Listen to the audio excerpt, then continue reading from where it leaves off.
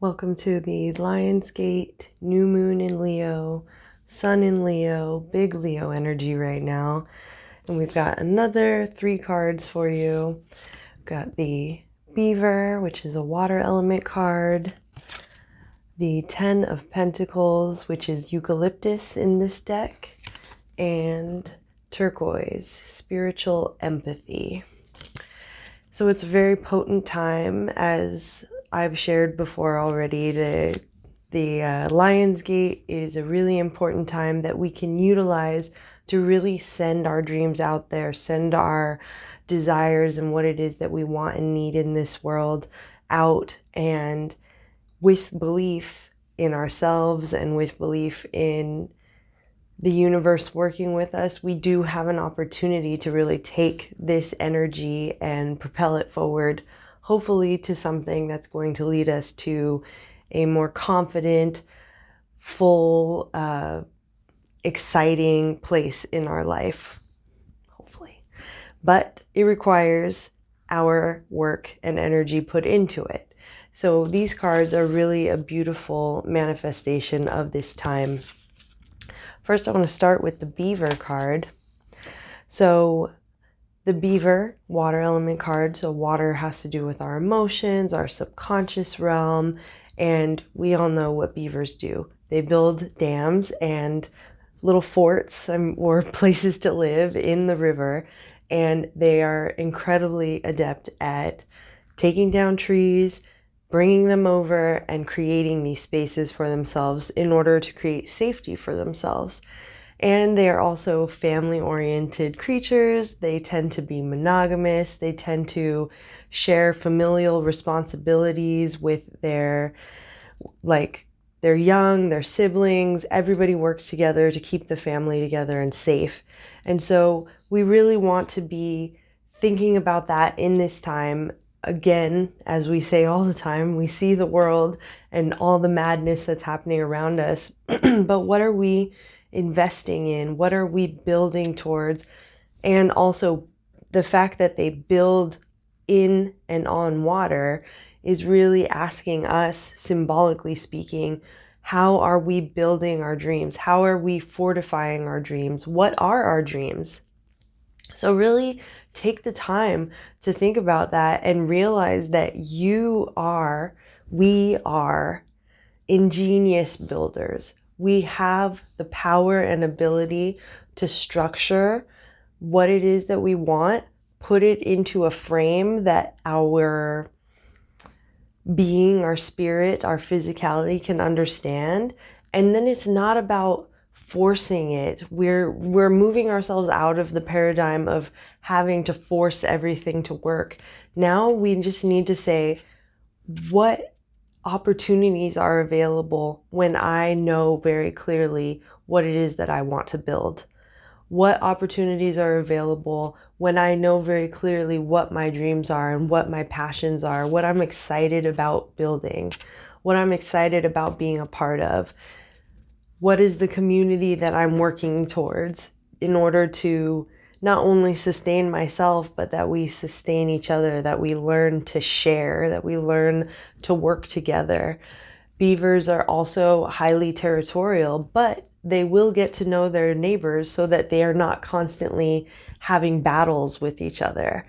And so this is really like, get to know the people that are around you. Get to know, because no matter what happens, we're going to have the people that are around us that are going to be the deciding factor of how we survive through any number of traumatic situations or hard times or good times. I know that we're coming off of a long time of being alone and solitary, and in fact we may be going into another time of more aloneness and solitariness, but we still can work together and we still can find ways to co-create our dreams and believe in ourselves and believe in the empowerment of each other. So are we going to do that? Are we going to put in the action and build the things? Are we going to even decide what it is that our dreams are. How are we going to move past whatever we need to move past in order to get to a place where we can believe in each other working together, believe in each other building together, believe in ourselves and our ingenuity. Please take this opportunity to believe in yourself and to ask these questions of yourself so that you can put that energy forward. And if all goes according to the plans of the cosmos, I do believe that we can be in a hopeful situation, though it feels incredibly hopeless sometimes. And I think that that is set up. That is a setup. And so how can we believe in ourselves? How can we build for ourselves? So take that time to really figure that out. And also the 10 of Pentacles, Eucalyptus again.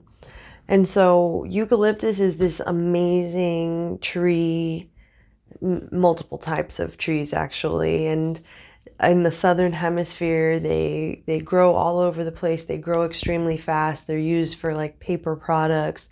They're food for many pollinators and things. And also they emit an oil that makes them very combustible, and they can also kill other plants and certain animals around them. And so it's like two sides of a coin here. It's like it can be a useful tree, and it can also be very invasive and cause fires and things. And so when we're thinking about eucalyptus, especially in conjunction with the 10 of Pentacles, Pentacles being earth element, so that has to do with our physical day-to-day reality, and the 10 is the end of the story from 1 to 10. And so if that's the end of the story, that means it's what are we ready to let go of and then move towards.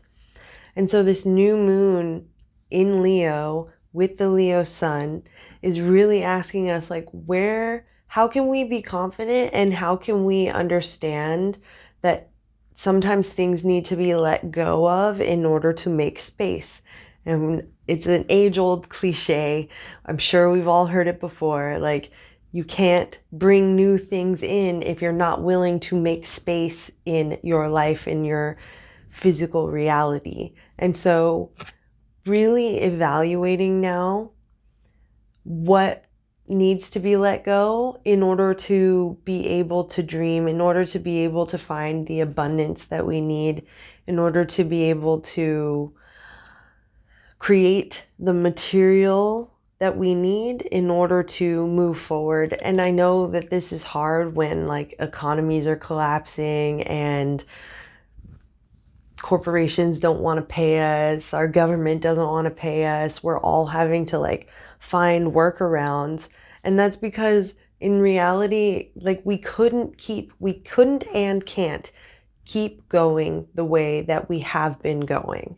We can't work in modes of infinite profit anymore. We can't work in modes of completely ignoring the environment. Obviously we can't. I mean, California is on fire. Everywhere else is flooding. We can't deny what is actually happening. We're all being put into a position where we don't want to work for slave labor. We have to like batten ourselves down and figure out how to survive whatever type of disaster happens to be coming to the particular place that we live, because it's disaster everywhere in one way or another. Yeah, we're chugging along. We're doing the best that we can, but things are falling away, and they have to. The 10 is the welcome release at the end of something, and we can find all of the abundance in our situation, and we can also find what needs to be let go of and how we can move our energy forward and put our intentions and our hard work into something new. Like, where do we want to be investing our energy? The 10 of Pentacles is saying like, hey, it's time to like really figure out where you want to be planting your seeds. You've come a long way. We've come a long way collectively as a species, and you specifically have come a long way in your life. And now we're like, okay, we're starting new chapters. Even if the story is tired and worn out and still going, of like the grind of capitalism and the grind of people taking advantage of us left and right, and not feeling like we can connect, because every time we connect, there's gonna be another something popping up that's drawing us apart or making us polarized, and we can't agree on anything. Okay, we don't have to agree on everything, but we do have to keep living, and we do have to keep finding a way to be in our physical bodies and be spiritually conscious. And this is where this card comes in. Turquoise, spiritual empathy. And so it's giving me blue, obviously, throat chakra, and also white, because blue mixed with white is making this baby blue color, crown chakra. And so we're thinking about how we're combining our connection to source and how we're communicating, and also the pressure release valve for all of the other chakras in our body. So really having spiritual empathy, I think, is really key right now.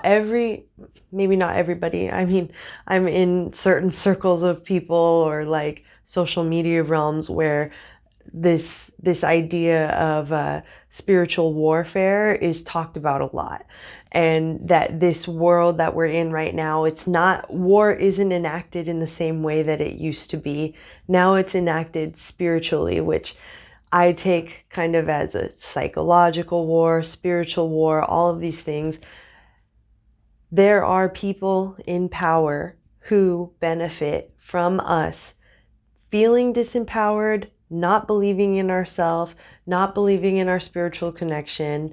And in doing so, they garner quite a bit of power, resources, and sway in the social, political realms. And somehow we still have to be able to hold our own, to know ourselves, to know that we're connected to everything, to not be bogged down by all of the sadness and madness around us. And we have to have empathy for ourselves. We have to have empathy for others. We have to not get bogged down in the anger and the frustration that comes from all of this. And I think that a way that I like to do that personally is by reminding myself that I can give it to my spirits, my guides, my ancestors, all of the above. I don't have to figure everything out on my own, and I can choose to try and see other people's perspective, even if I am completely feeling against their particular stance. Like, I could feel completely strong in my own stance and not let myself get wrapped up in being mad at somebody who has a different stance. That's not easy. I'm not going to say that's easy, but when you get into that position, you have an opportunity to not have to take on all of that extra energetic burden of trying to make yourself be the one that's right. You can just allow people to go through whatever they're going through, and you go through what you're going through. Do the best that you can by the people that are in your life, and hold people accountable to be doing the best to you and the community around you. And the best form of spiritual empathy is being super aligned with what your integrity, your morality, whatever these things are, whatever they mean to you, being aligned with what your spirit has for you, and then moving through the world like that. Don't move through the world trying to change everybody's perspective. Try and acknowledge that they have their own perspective and focus on your own, and then you can tap in. So All right, so I'll hit you back with the next moon cycle, I guess. Good luck on your Lionsgate.